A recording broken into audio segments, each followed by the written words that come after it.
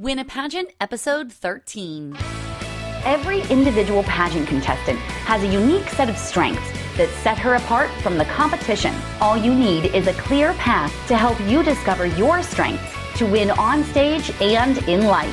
Let's win a pageant. Hi, winners. Welcome to another episode of Win a Pageant. I'm your coach, Alycia Darby. I am really enjoying creating these podcasts for you, and of course, I hope that you are enjoying listening to them. I'm so grateful for all of the reviews that you've left for me on iTunes, and it just encourages me to keep creating awesome trainings for you.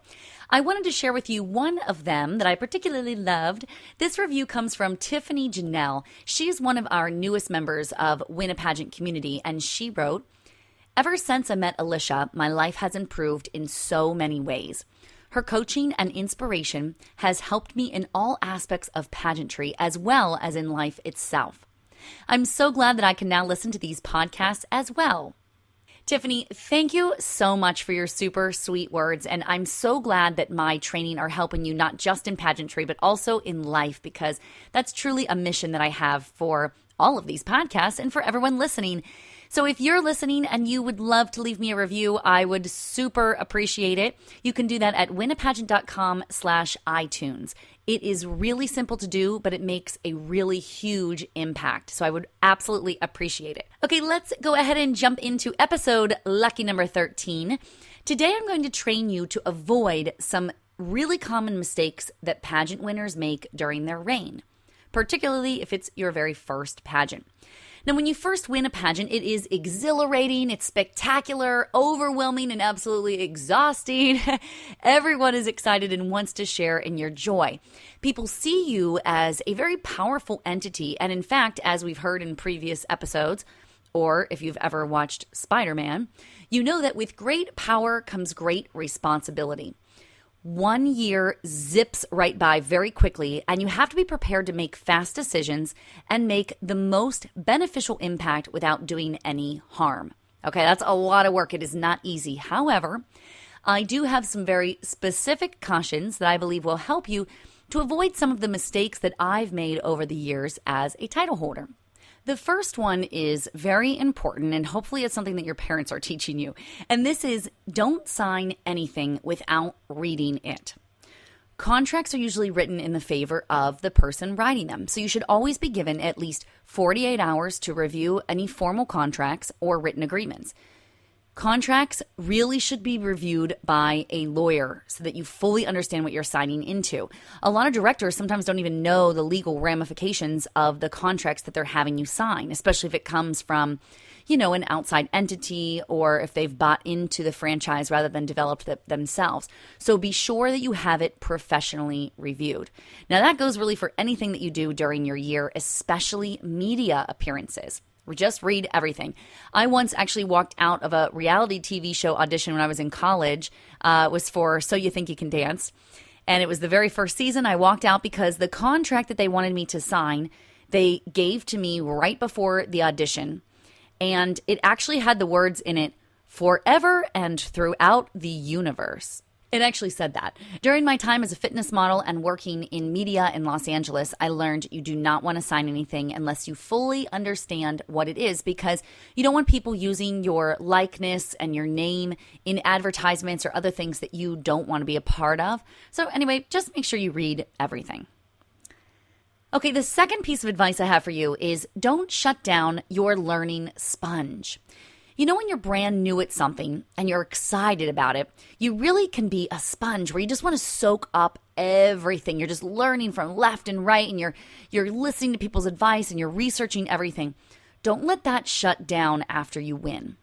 When I was competing the year after I was first runner-up, I felt absolutely invincible. It's common for a first runner-up to win the following year, but of course it's not guaranteed.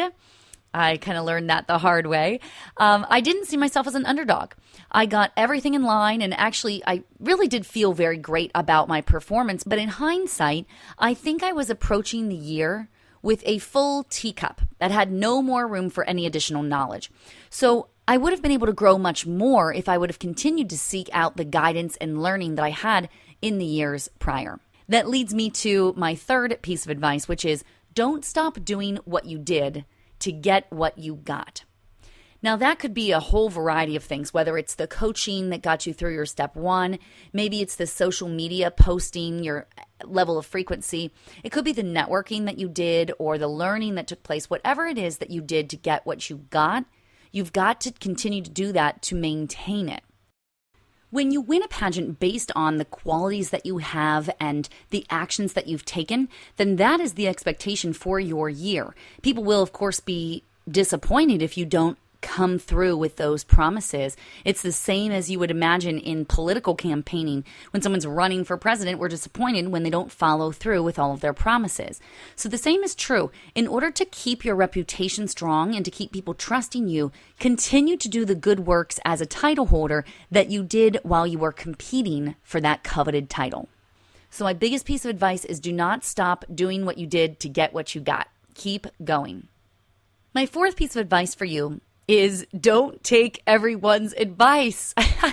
Now listen, this is one of the most important things you will learn is that not everyone's advice will be good advice for you. You've truly got to listen truly to what they're really trying to say, filter the information, and then one of my favorite quotes is, if it applies, modify, and if not, let it fly. Shortly after winning one of my pageant titles, I was preparing for my next step and in a state of just total exhaustion, overwhelm. I was in financial disarray because, as you know, pageants are very expensive. I was encouraged by my directors to make a purchase for wardrobe that I did not want to buy. And I deeply regretted it even while I was adding it to my shopping cart. It was just something I did not want. I didn't want it, but I just felt really pressured to get it. It didn't feel like it suited me, and I just thought, why am I even doing this? But I did it. It was the dream of somebody else, and it was not mine. And it took way more work to undo what I had done than it would have to just express myself fully from the beginning. After I'd bought the purchase and then regretted it and felt like, I do not even want to wear this thing on that stage, I ended up telling my directors, and just full disclosure, I just explained, look, I was just in a bad state when I bought this and when I agreed to this. It truly is not me. I hope you understand. And they did. They really understood, and they were able to help me through it. I just wish that I had stuck to my decision at the very beginning instead of listening to everybody else's advice and just taking it without really filtering it through what I wanted. Now, that piece of advice is very closely related to my next piece of advice, which is simply don't allow yourself to be used.